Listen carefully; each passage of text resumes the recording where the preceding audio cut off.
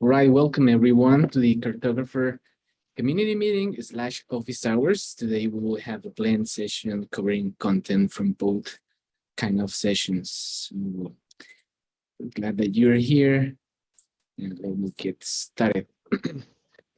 All right, for the agenda, I will be the note taker uh, unless you have an objection, just to go straight to the content. Okay, feel free to add yourself to an attendance list. First, a couple of updates on the project. First one, well, Carto is now in the CNCF landscape. You can find it under the continuous integration and delivery subcategory.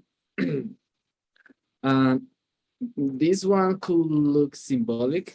I mean, just a new project, another project in a not so crowded landscape already, but the reality is that it opens some doors. I mean, the most concrete outcome of Carto in the landscape is that it falls into the scope of the global CNCF meetup communities, hundreds of meetups around the world. Their scope is to cover the projects in the landscape. So that opens some doors. And one of those doors, we have our first talk as this project under the CNCF landscape. Next Tuesday, I will be pairing again with Cora, but this time much shorter. Not 2 hours, just 50 minutes to cover the intro to the project and a brief demo of a couple of use cases. So hope to see you there. This is now a CNCF hosted webinar.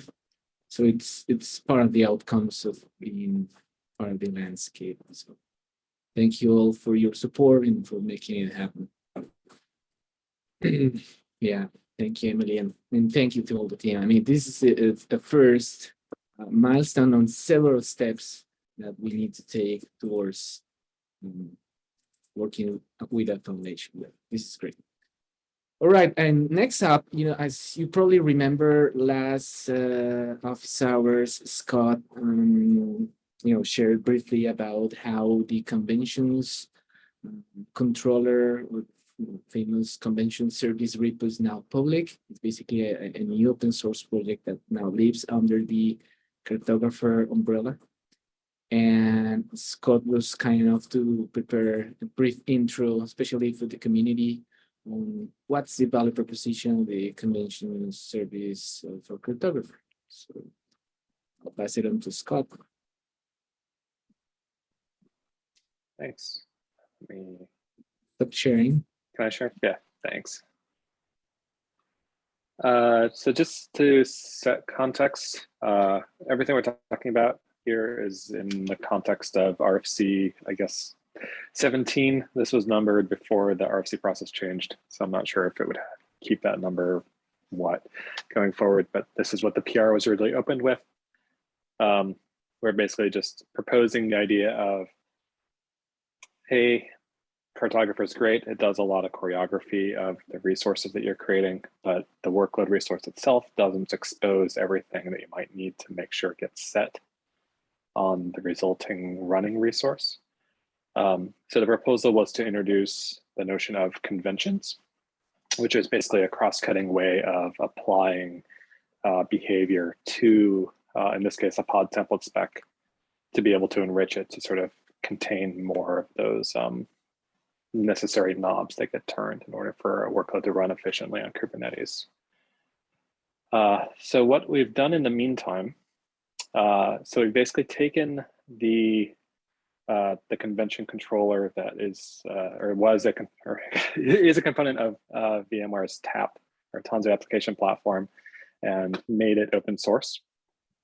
So prospectively, we just put it under cartographer conventions. This can change as needed. Just sort of doing it here is a first pass to get it public, based off of people's feedback from this group and elsewhere. We can sort of continue to evolve with this repo. So nothing here is locked in stone. So this repo is available, VMware Tanzu cartographer conventions, if people want to go take a look. In the README, there's instructions of how to get the source and compile it. There is also because it's not actually a release, but there is a build that's available if people want to take a precompiled binary and use that instead. Might not be the easiest because I don't know if we have instructions how to actually consume this yet, but we can sort of work on that and evolve. Again, this isn't a real release, it's just sort of to plant a flag in the ground. Within this, you can go several different ways with this session, depending on what people are interested in, how much time we want to dedicate. I was thinking just to kind of quickly run through the design, do a very quick demo, and then open up for questions. All right. Sure. So in terms of the design, so we have a design doc that describes a lot more of the details. So people can go through and read this at their leisure. Fair amount of overview, but the things I really want to call out are just sort of like where this fits in the grand scheme of cartographer. And I need to recreate this diagram. This is quite old at this point and not what actually exists within cartographer today. But the general notion is that you have a supply chain that defines a bunch of resources that get templated out. And then one of them is this pod intent resource. And then the output of this resource gets picked up and put into the final resources that get delivered. So everything we're talking about exists sort of within this red box. Then more specifically, what we're doing is we're introducing two new CRDs, a pod intent and a cluster pod convention. So basically the focus here is just on applying conventions to essentially pod template specs. We couldn't spend the conventions in the future to support other types of resources, but it would basically be a new effort for each of those. But basically what happens is that the pod intent resource gets defined. Oops. Inside it defines a pod template spec, and then the status of it gets enriched by the controller and emits back out an enriched version of that same pod template spec. And we can look at what that looks like a little bit later. Internally, the convention server is basically taking this pod template spec. For each image defined within it, it's going off to the image registry and it's looking up a bunch of metadata about that image. And this metadata allows conventions to have knowledge about what's actually inside of the image that we're being asked to run. So right now, we basically have these cluster pod conventions that are defined over a webhook. There's ideas about sort of extending that to have sort of other styles of defining conventions in the future. So you don't necessarily have to have an HTTP server running in your cluster. But right now, what we support is webhooks. So basically it calls out to each of these convention servers, lets them enrich the pod template spec, collects that aggregate result, and then updates the status so that cartographer can then read that status and then propagate it further along the supply chain. So a whole lot more details about what these resources actually look like, how they behave. But for now, I will actually skip into a demo. What's that future YTT convention?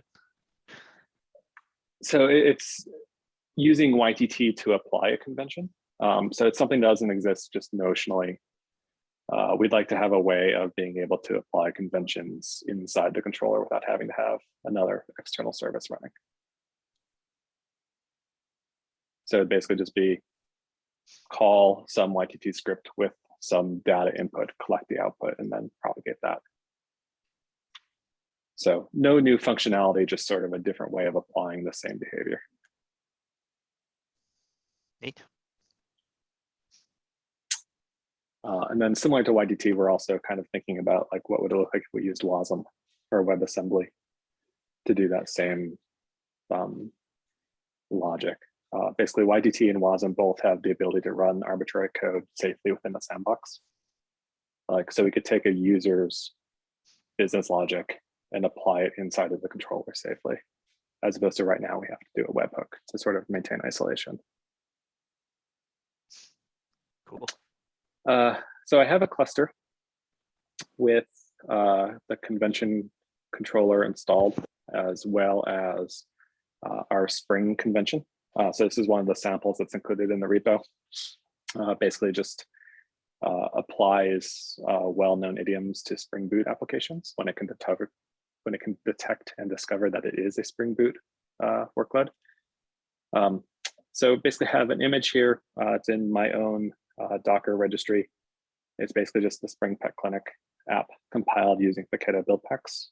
So nothing too fancy about it, other than just the version of the Paketo build packs that built it support SBOMs. So we can take a look at how that information gets passed to each of the conventions in a little bit. So if I go ahead and create this,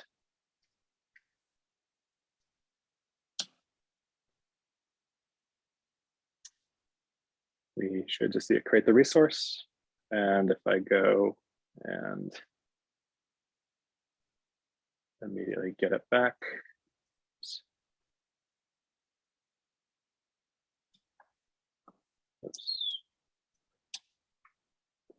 we can see we have sort of our same spec that we sent into the server. In this case, the status has been enriched from the controller, and we have our output pod template spec that has a whole bunch of extra information encoded into it. One of the common things that you'll see is this applied conventions annotation. So this is sort of a list of all the of all the conventions that were applied to the specific pod intent. So you can kind of see what the system is doing on your behalf. So in this case, have a dumper convention, which is basically just logging the raw context of the request to standard out. We can look at it a little bit later. But we also see that the Spring sample convention was doing a lot of things. So like it detected it was Spring Boot, detected it was a web app, it detected that it had the Spring Boot actuator installed, it detected that there was a MySQL driver, and it detected that it was a Postgres driver. And what this actually does and what it looks like, and what it can start to do for you is start to apply common behavior that a well-behaved workload in Kubernetes should define, but developers don't always remember to do. So like in this case, a couple of things it's doing is it's defining liveness and readiness probes. And not only is it defining these probes, but it's defining a probe that's appropriate for the workload. So in this case, it knows that because the Spring Boot actuator is available, that this path actuator health liveness is where Spring Boot is exposing and expecting to be invoked for liveness probes. And then similarly with readiness, the path is a little bit different. And this is a place where, because the conventions have knowledge of Spring Boot and Kubernetes, it can sort of glue these two things together and apply this behavior. But at any point, like if a user wanted to, in their pod intent, define a readiness probe more explicitly, the convention will back off and the convention will respect that. So basically, this is just kind of filling in the gap. So it's like really smart, intelligent defaults. Like it has the potential of doing other things as well, but that's sort of like one of the key samples that we tend to look at. So then what that webhook request ends up looking like is this pod convention context. So this looks like a Kubernetes resource. It's styled as a Kubernetes resource. It's not an actual resource. This is basically just the body of the webhook request going across the wire. And what we see here, we have our image configs, which are very large. We have our template from our workload, which basically is just the same content copied over. And then the status is what remains to be filled in based off of the response coming from the server. So this template basically is what's available to be enriched, but we also provide each of the conventions this image config, in which gives them maybe too much information, but a lot of extra information. So in this case, it's both looking up the OCI metadata for every image that exists within this resource, as well as it's looking up the BOMs, the bill of materials that exist within this image. So in this case, we're basically grabbing SBOMs that have been defined via Cloud Native build packs. We can extend that to support other SBOM or other ways of storing SBOM information on an image in the future. So like Cosine has a slightly different way of attaching an SBOM to an image. Like we can go add support for that in time. But basically what we're doing is we're passing these SBOMs that we can discover to the convention. So in this case, we see like the actual build pack that produced this SBOM, the format of the SBOM, and the encoding. So this is a SIFT SBOM in JSON format. There are others that'll probably be more interesting for those who are familiar with Spring Boot applications. I'll just copy this.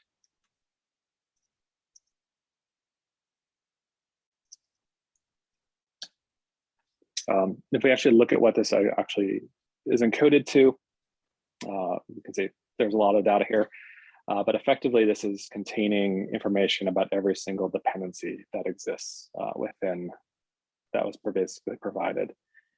So we can see things like, oh, there's a MySQL driver. We can see the version of that MySQL driver. If I keep looking, we should see Spring Boot and Spring dependencies. It's basically just whatever data is available, just we basically collect it, pass it through, and let conventions decide what to do with that. And you can see there's a lot of, some of these SBOMs get quite large. We basically just pass through what we find. That was our question? Yeah, there's a question in the chat. Sorry, Wishima, there was a question from Emily in the chat. So the pod intent will be the template in the cluster config template, correct? We pull the config from status.template. So it depends on what perspective you're looking at what time. So effectively, the pod intent defines on its spec a template, which is a pod template spec. So the idea is that would be created by cartographer when it's stamping out the pod intent resource. Then the controller basically applies all the conventions, takes the resulting pod template spec, and updates the pod intent status with that enriched pod template spec. So then cartographer can then read that enriched pod template spec and then go do other things with it, sort of in the next resource down the line. So then from the perspective of what any individual webhook request looks like, so we were in the middle of looking at the sort of the spec for the pod convention context. So that's sort of the request side of the webhook. So that again has the pod template spec. That's sort of the input. So it might be the original pod template spec. It could be the output of a previous convention, depending on where it is in the chain. So these things are applied sequentially so that the sort of the behavior aggregates. And then that resource also has a pod template spec on its status that is basically the enriched version of the pod template spec coming from a specific convention that then the controller sees and passes off to the next convention or returns on the status of the pod template, or sorry, on the pod intent. Right. Thank you. Just let us know, Emily, if that answers your question. Now, next up, Wishima, please. Yeah, I just want, my hypothesis from what you've presented so far is if you are using a version of KPAC that did not produce SBOMs, that no useful work would be done with convention service. Is that correct? It depends on the convention. Okay. So like so in addition to the SBOMs, there's also just OCI metadata that's available. Or you can also just base conventions off of the pod template that gets injected. So in a case when like there's really like nothing interesting in the OCI metadata and there's no SBOM available. So it depends on what your convention's doing. So like we have another sample that just injects an environment variable. Doesn't care what the image is, doesn't care what's going on. It just blindly injects an environment variable. So if you wanted to do that, like it'll work for every image. Is that meaningful? Probably not, maybe. But it's something that's available. So like something I've seen people consider is something like a mitigation to the log4j vulnerability recently, where if you sort of set an environment variable, you could sort of turn off the feature that had the vulnerability in it. So if you wanted to just sort of blast out onto every single container of that environment variable, you might write a convention to do that. So like there are other places where you could kind of do that same mitigation, but this is like one place where you could do it. It's kind of a very dumb approach in terms of like, it's just bluntly applying to everything. But being able to introspect the OCI metadata, being able to introspect the SBOMs that are available, allow you to have greater confidence about what the content of the image are. So it allows you to kind of create more precise and focused conventions. But you're absolutely right that like if you're using different build packs within the cloud native build pack ecosystem, you'll get different SBOMs that are produced. If you're not using build packs, like you won't get build pack SBOMs. You might have some other SBOM. So like as the controller, like we don't try to distinguish about like what each of these SBOMs means semantically. We just say, here are the SBOMs we discovered, have fun. And if you want, we can dig into what it actually looks like in the convention when we rip apart sort of the build pack metadata. Sorry, not the build pack metadata, but the SBOMs. At some point, I think I'll have to care a lot about that. Yeah. Yeah, I mean, I appreciate that there's a lot here, and some of it's useful, some of it's probably not. Like, do you care about all the diff IDs of the OCI layers that exist within the image? Probably not. That maybe. Like a lot of the SBOMs, like you probably don't actually care about, depending on what you're trying to do. But typically there's one or two that you'll care a great deal about. So in this case, like understanding all of the dependencies for all the sort of the jar artifacts that exist on the class path is actually really useful to being able to know like what this workload is, what it's doing, what capabilities it has.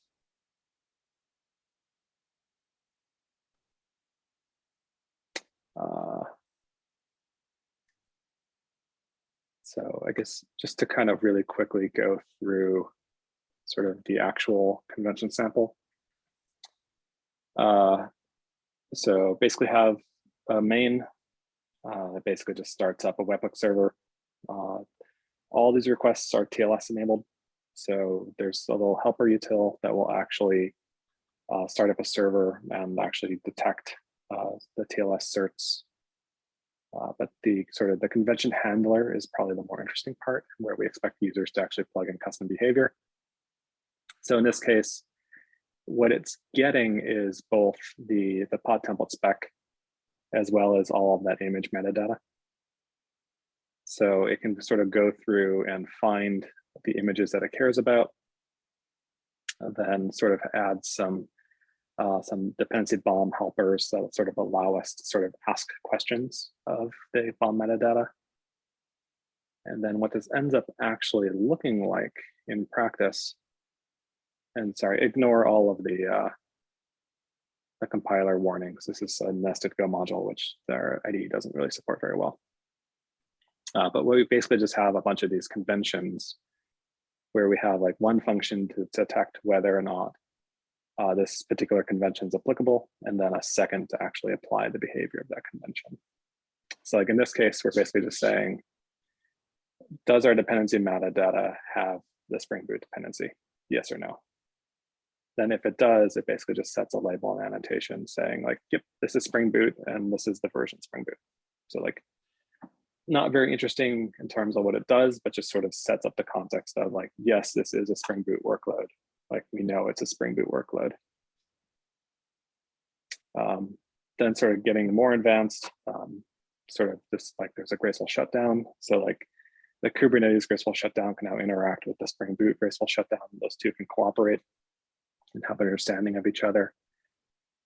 When the Spring Web app, so in this case, it has Spring Boot dependency and it has Spring Web dependency, we can start to do things like telling it what port to listen on, and then make sure that port is then reflected on the container ports array. We can do things like knowing that actuator is installed and making sure that the management endpoints and the management ports are set up appropriately.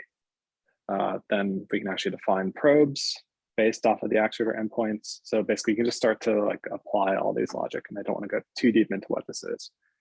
But you can kind of just, you could really go deep depending on how much you want to introspect the metadata, depending on how much you want to do within the COD template spec. But for right now, I'll stop there unless there are other questions.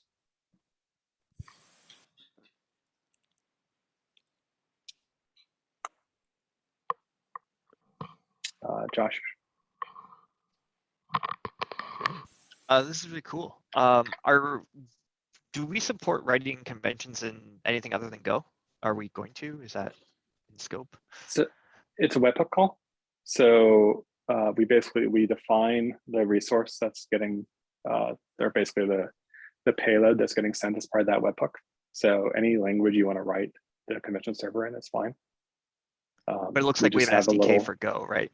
Like it's a very small SDK, but yeah, there's a couple helper methods that basically just make it a little bit easier. And but like realistically, any language with a web server, like you can use. But it's not on the roadmap or anything to like support other SDKs for other languages or anything like that. I haven't done it just because I don't necessarily have language expertise in those other ecosystems, but certainly people could. Cool. So whether or not it's on the roadmap is kind of whether there's interest. Cool. I was looking at the file structure over on the left. I was like, are there tests yet? Or yes, is that the first thing that we need to do? So there are tests for the samples themselves. There are tests once you start getting into the actual like controller code. Mm-hmm. So like the reconciler has tests. So like if I just let's go take a look what the coverage is.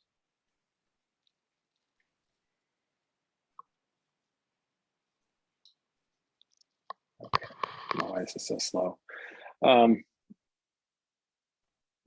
Basically, yes, there are tests.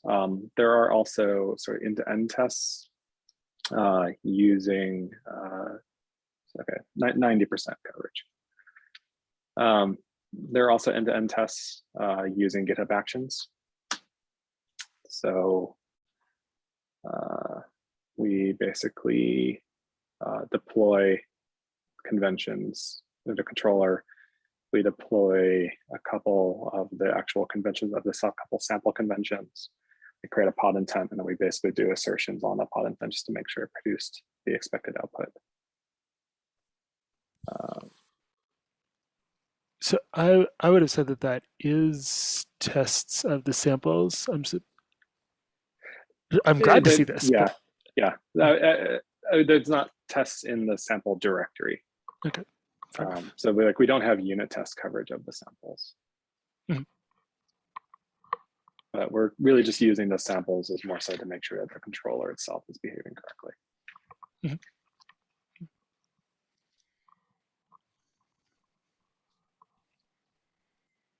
Great. Any other question? Nope. Great. Well, you all know where to find me. Yeah. And no, Scott, I believe this confirms my suspicion that we need to incorporate the conventions controller into the content generation plan for the project. I mean, talks, blog posts, etc. I feel we need to share the story on all the features that it brings to the project. Thank you, Scott.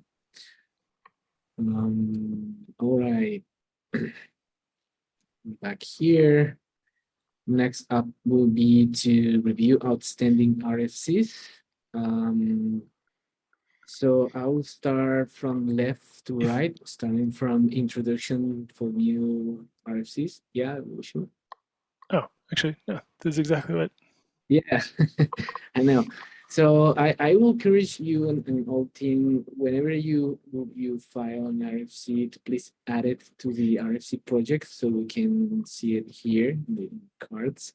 So I will move this for pending introduction. I mean, pending introduction, but there's already a long discussion on the thread for this one. So I don't know if you, Washima, wanted to provide a brief intro or update on this specific RFC, or if you want to share your screen. Yeah, why don't I share my screen? That'll make it a little easier.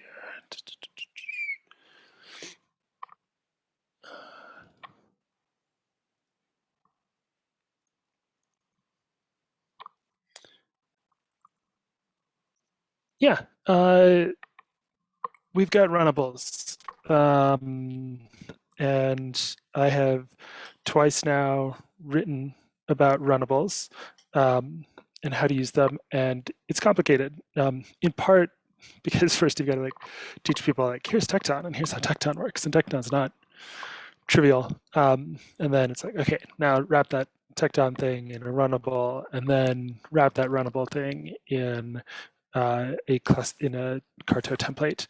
And so this proposal is to leave all of that. This is meant to be additive, to leave all of that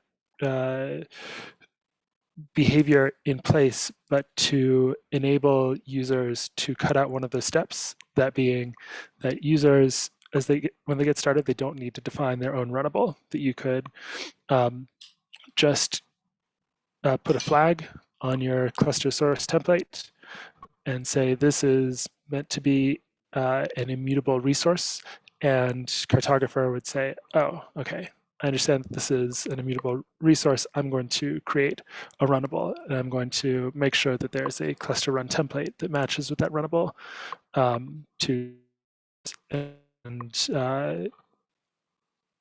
then yeah, that would be the responsibility of the workload supply chain, technically the workload controller, and then the runnable controller would do its job. The once that resource is created, cartographer doesn't need to care much about it, although there's it would need to know how to read the outputs off of that runnable. That's the really short description. I know Scott has given lots of great feedback, and so I've made some changes to the syntax, and as I said, this is meant to be an additive change, but one of the things that we would acknowledge is, in order to allow a cartographer to take this work out of the user's hands and say, you don't have to create runnables, I'll create runnables, the workload controller would need to know that the runnable CRD exists, and we would be encoding logic to write runnables into the workload CRD. So that's, I'll say for my part, because I see testing as a core responsibility of a supply chain, I am unconcerned about adding that knowledge to the workload controller, but I think it is worth pointing out. Yeah, there's some details in here about how exactly there's an example here, and there are details about how things would have to technically work. I don't know if we necessarily need to take the time to discuss that, so I will pause here, and if folks want me to go into that detail, I'm happy to do so. I have a question. First of all, this is super exciting. And one of the things that I ran into in using rifles in like just building some samples was I think like in my own like desire to simplify it as much as possible, I was like, well, I don't want to use pipelines. I'll just go from runnable to task run, like skip the whole Tecton pipeline concept and just go straight to task. And I found that and then I had certain situations where like the default Git CLI task from the Tecton catalog didn't have all the inputs I think that I needed. So I had to modify the task or something like that, you know, but I found like the wiring of like passing variables into the task a little complicated. Like initially I didn't quite understand the approach in the samples because I think it's done for a reason. I just didn't get it until like I went through the process. But they're done at a higher level. And so I was trying to, you know, condense things. And so I kind of went a different way and found that like I got stuck. So I don't remember the details enough to ask the question in a better way. But if, you know, there's still the question of like somebody having to, if you're writing your own Tecton task, maybe it's easier. But I guess if you're trying to work, I don't know, like work with a task that's from the catalog that has some stuff already kind of pre-designed and you're trying to manipulate that into something you want, like, I guess the passing of variables into the task will that be simplified? That's the question.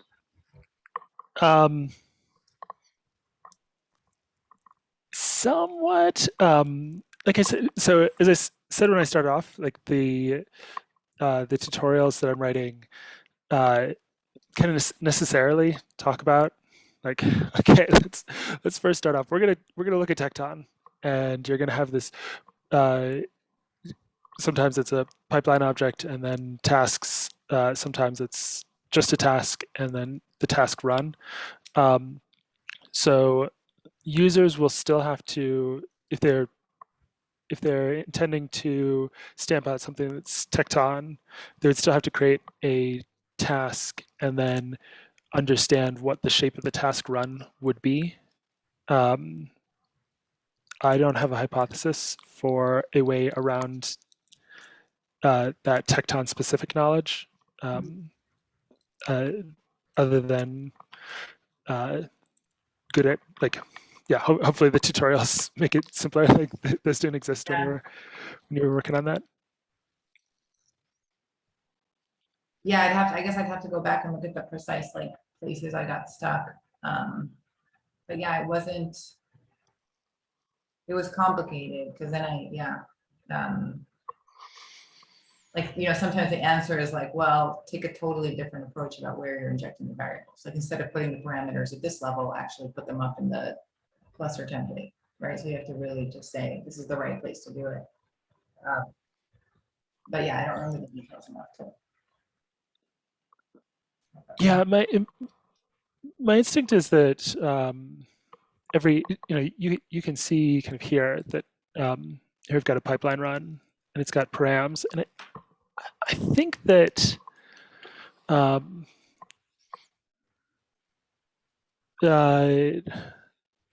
I've used Tecton a handful of times, so my instinct is that every pipeline and every task should list out here the params that I require, and so once you get familiar with that specification, you'll be like, oh, okay, this pipeline says params here, so I need to like create some params here on my pipeline run. And then the thing that we're trying to simplify is that right now, Cartographer asks you to define, you know, you would be creating this pipeline run in your cluster run template, and then you would be creating a runnable that itself is creating inputs that are referred to here. And so that's like that next level of like, because you're doing it in Cartographer, you have to pass it, you have to like say, oh, I'm going to have this cluster run template that's going to create these params. And then I'm going to have this, or sorry, I'm going to have this runnable that's going to define some params. Then it's going to pass it to a cluster run template. And then that cluster run template is going to pass it to a pipeline run. And then it just gets into just the Tecton stuff, where Tecton then says, oh, I've got this pipeline run that's passing these variables into the pipeline. And so we can't, like I said, I don't have a hypothesis of how to protect users from that Tecton specific level. But knowing that that's there, I want to simplify the number of levels that you have to pass it through on the cartography side. RFC gets rid of that second file. You would know, like the user will no longer be manually creating this cluster run template and this runnable. Instead, they'll use a cluster source template to directly just define a pipeline run, and then without, if you didn't do this immutable thing, like this just wouldn't work, because pipeline runs can't be updated, and so that's why we have runnable. But what we'll do is just we'll just let you hide all that complexity by saying like, hey, this is an immutable thing, and behind the scenes, cartographer will be programmatically stamping this out. In part because like there's nothing creative about going from this to this. Like you just need to know how to do it. And so it's like, well, we know how to do it. We could just put that in code and do it for people.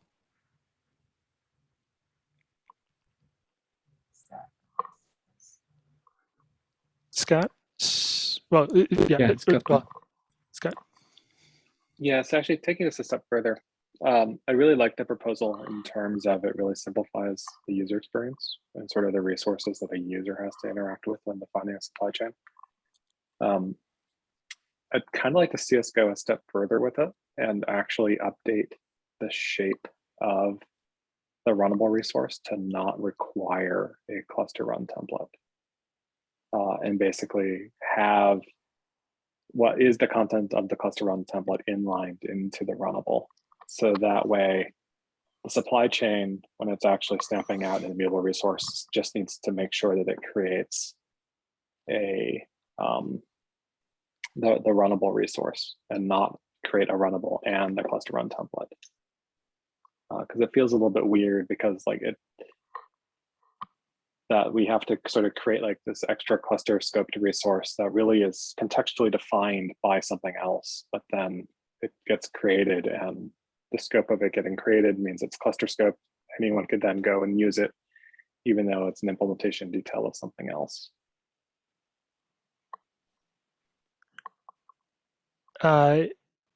So one, I think that's a great discussion point for everyone to weigh in on. Part of my goal with this was to be just to be additive, and so not just be additive, but also not to touch, like there are no implications for how the runnable controller does its work here, and the change that you propose is a change to the runnable controller. So I'm not I'm not opposed to allowing inline templates in the runnable CRD, but I also want to separate out that proposal from this one. I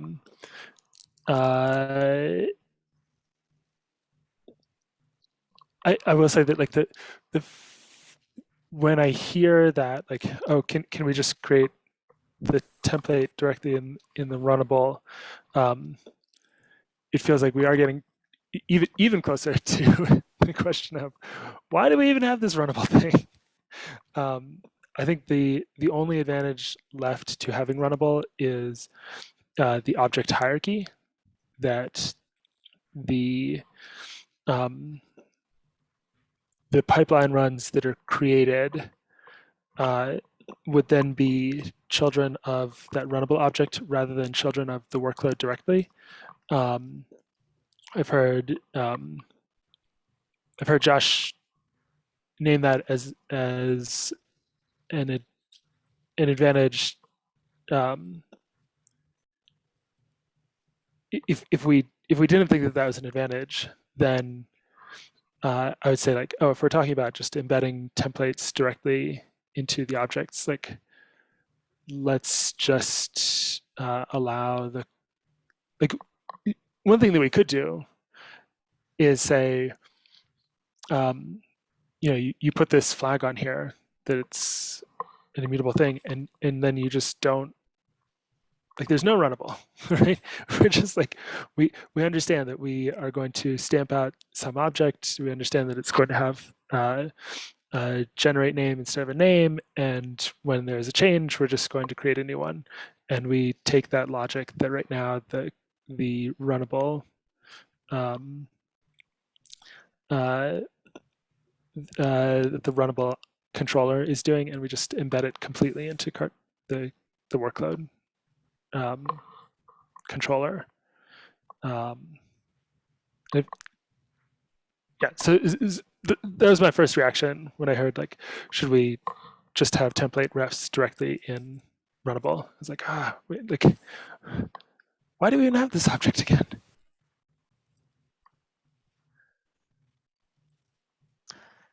Yeah, I do think that object hierarchy is important, right? And like having that summary object that can kind of, aggregate all your collection of immutable objects under the hood.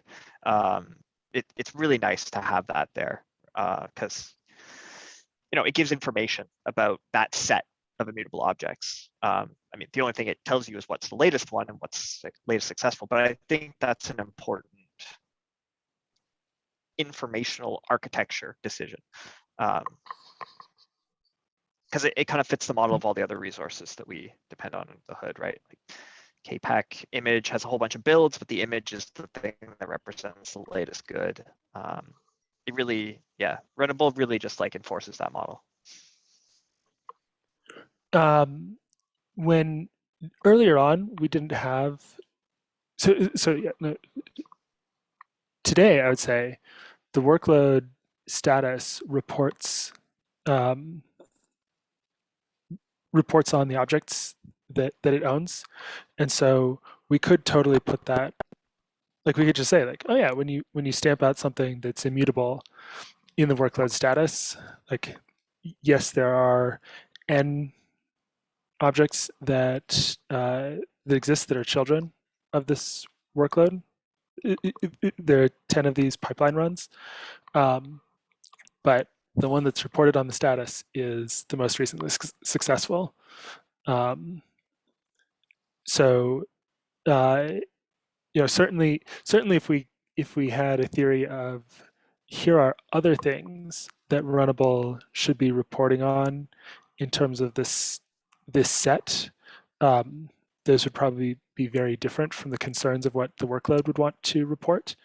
But the current concern that is reported, which is just what's the latest good? What's the one that's going to pass on information? That seems like something that could plausibly be handled by the workload.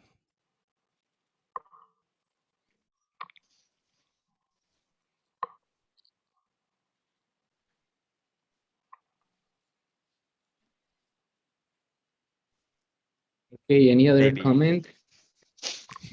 Question, I think, so as far as like, if we were to give like best practice advice, would we ever advise people to use pipelines instead of task runs unless they already have pre-existing pipelines? And I guess my instinct on that would be that if you're using a pipeline to like string together a bunch of tasks, then cartographer doesn't have any visibility on like the success of any given task. So it might be easier to, use cartographer as a point of information about where things fail if you just use one task after another. And so if you don't have existing pipelines, just go ahead and use individual tasks. But I don't know if we are on that or in that way. I'd say the current tutorials that I've been writing use pipelines.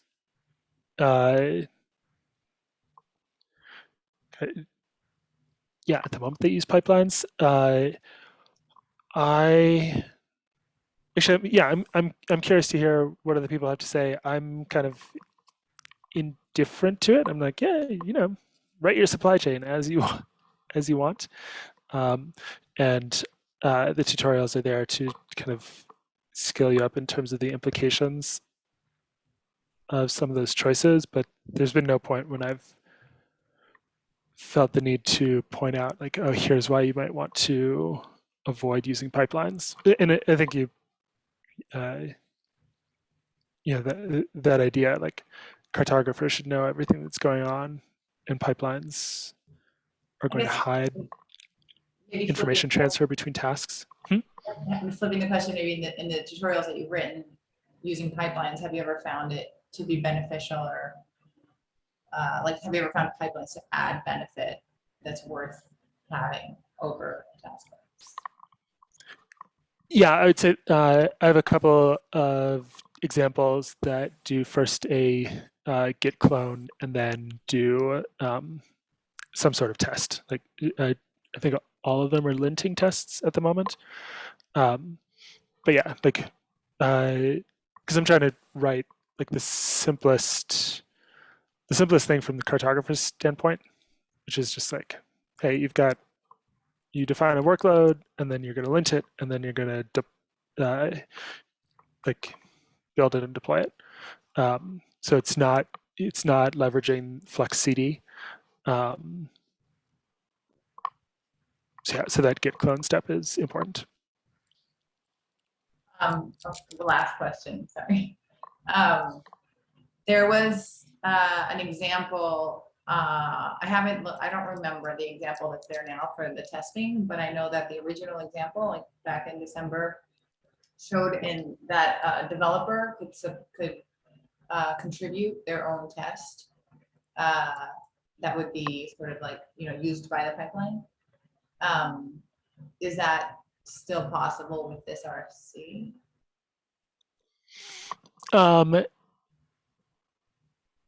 So nothing that is done in this RFC precludes, you would still be able to deploy exactly the example that's there. One of the things that my current hypothesis is, like, we would just say like, oh, you can't use a simplified structure if you wanted to leverage selected. So runnable, unlike, so all of our cluster templates are able to leverage information that's being passed to them from the supply chain. So you have some template, it creates an object, and then it says like, hey, here's some values from this object. And so anything that a supply chain creates is fair game for another downstream object in the supply chain to leverage. What templates can't leverage is information about just like arbitrary other objects in the cluster. Runnable is a little bit different. We created this idea of having a selector on Runnable. So if I pull up,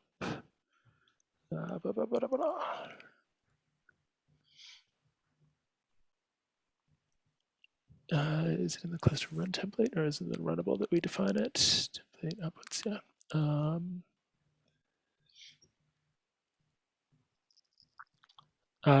In Runnable, you can define the selector, and it's just, it's like, hey, here's like any other object in the cluster, and then the cluster run template can then say like, oh, I want XYZ field from that selected object. I